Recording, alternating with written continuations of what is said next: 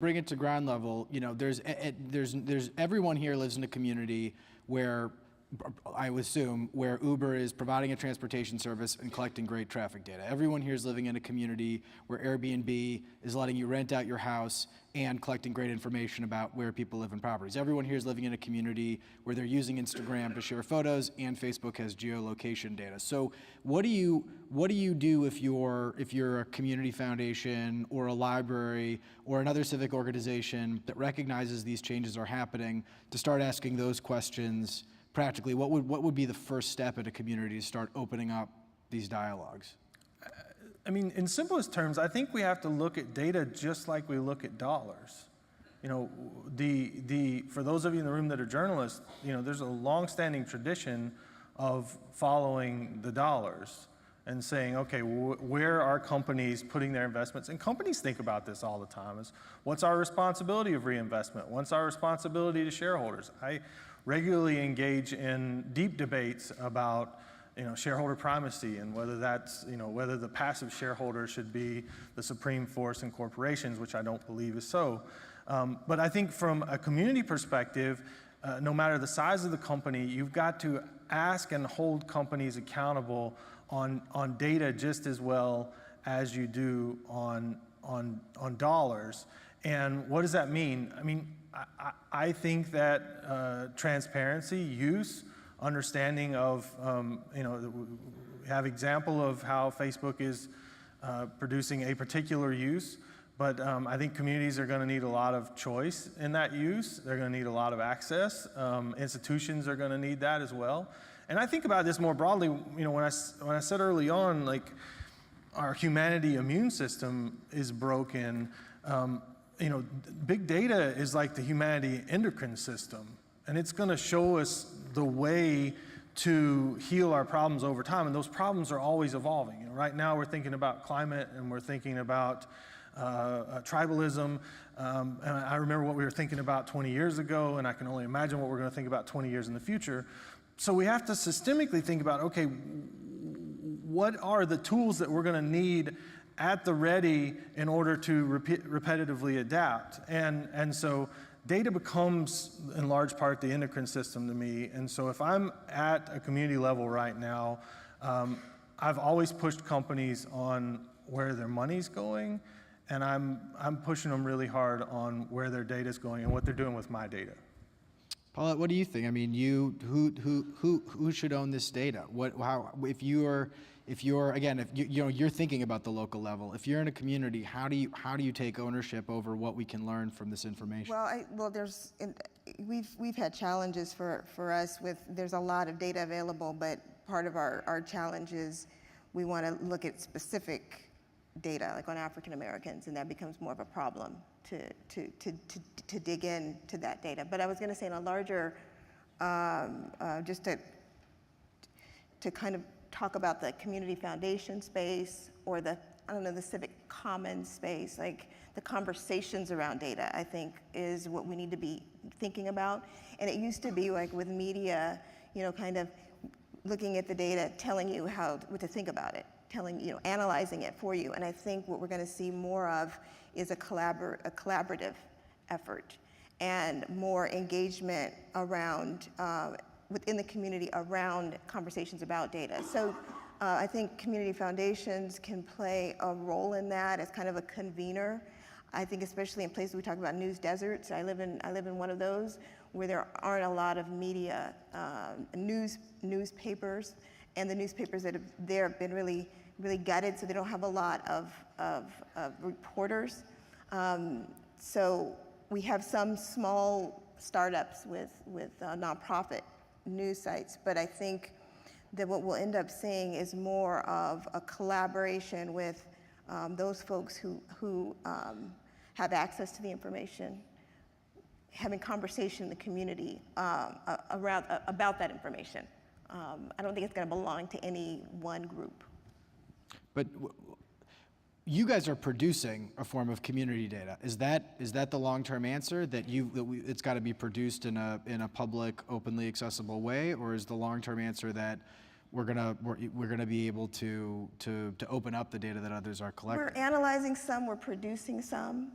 I don't know long term what that's gonna look like. I mean, with open data, there's so much out there, but I think part of the problem is even when we're visualizing it, we're talking about mapping it, and this has been one of our challenges. Even mapping it doesn't necessarily tell the story of the data. So in part, what we've started doing was having conversations with researchers around, like, why did they even do this research? Just to talk about the story around it. So I think there's going to be more of that kind of conversation. I think you're going to need journalists, but I think you'll also need folks who are working in the trenches, who are doing that work in the community to also have the conversations. I just don't see it coming from one source. So Chaya,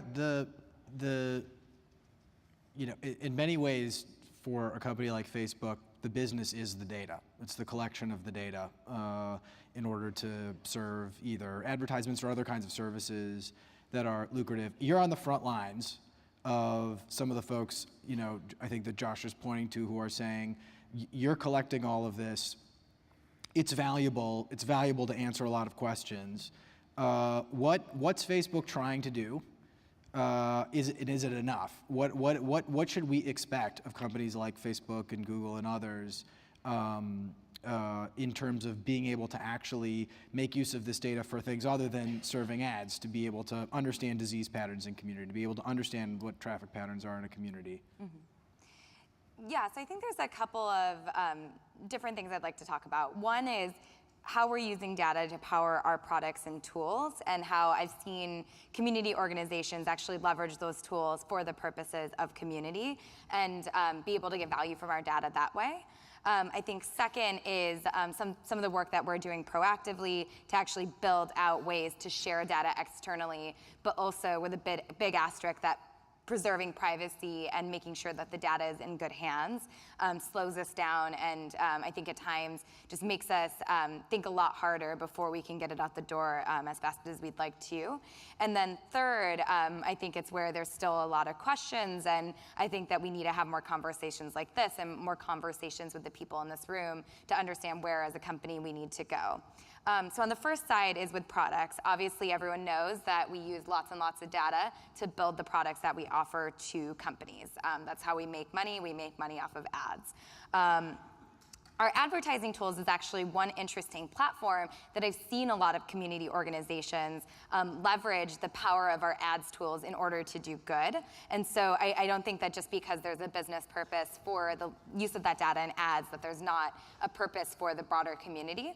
A great example of this is a Data for Good product called Insights for Impact. And it's really just branding on our side, but what we did was we realized a lot of NGOs, a lot of community foundations were already using Facebook ads to reach communities with messages that were important to them, be it public service announcements or other types of conversations that they wanted to have. And so instead of recreating a product from scratch or handing the data to those organizations, instead what we did was we allowed them to use the same services that our top ads customers who spend millions on our platform are able to get, which is one, help understanding conversations about a topic in the media, two, being able to run an ad or serve content to people who are interested in those topics, and then three, being able to understand how well that ad resonated. And in that case, we didn't need to create anything new. The data was already there. We already give the data back to the community through products, and we were just able to help organizations better leverage that technology. The second piece is the proactive work we're doing, which I personally believe we need to do a whole lot more of, and I think that the company is showing that we're kind of moving in that direction. Our Data for Good products, like disaster maps is an example of this. The work that we're doing with a group of academics called Social Science One, which Knight is one of the funders for, in which we are providing Facebook data sets to the academic community so that they can study our impact on elections and democracy. This is another example, and I'm hoping that over the years we can start to build more examples of this. But the asterisk that I put in before was privacy is what's slowing us down here. And one is our commitment that we need to do this the right way from a privacy perspective, and that we can't just give out data in a way that might be abused or might be taken advantage of. And we need to do it with a way that actually protects users and their data in our data sets. And making that investment in privacy is slowing us down, and we're not working fast enough. And I know that it's impacting the journalism community, I know it's impacting the NGO community, and it's definitely impacting the academic community, but we want to get this right. And then the third is, I'm sure a lot of people in this room have ideas on where Facebook should be doing more. And I think that with those ideas, we're very open to hearing them. And we're very committed to listening and understanding how we can kind of get more of those ideas into bucket number 2, where we're able to start to build towards sharing that data, but again, in a way that protects privacy. We'll open it up to your ideas for what Facebook should be doing in just a few minutes. But first, I'm sure people do have ideas. Yes. Aaron, how do you respond to that? I mean, you made the analogy of that these are the new governments. Well, government data is something that we have claims to. We've been collecting census data for hundreds of years, but that's just one of the many data sets that governments collect. I mean, some of the breakthrough work on mobility in this country is Raj Chetty looking at IRS return data. So if we're reliant on a corporate entity to make decisions about which purposes are good purposes or not, or purposes that follow certain rules of privacy or not, how are we ultimately going to be able to live in an environment in which these are the governments? Well, I think Josh was very right in that, our operating system that we have as a society is used to dealing with a certain set of categories and a certain set of principles that really aren't necessarily applicable in this new world to a certain extent. And again, I think that a lot of these challenges that we're having, although difficult, are in many ways healthy because they indicate that we're working, we're in the early days. I don't think we should expect it to be super solved.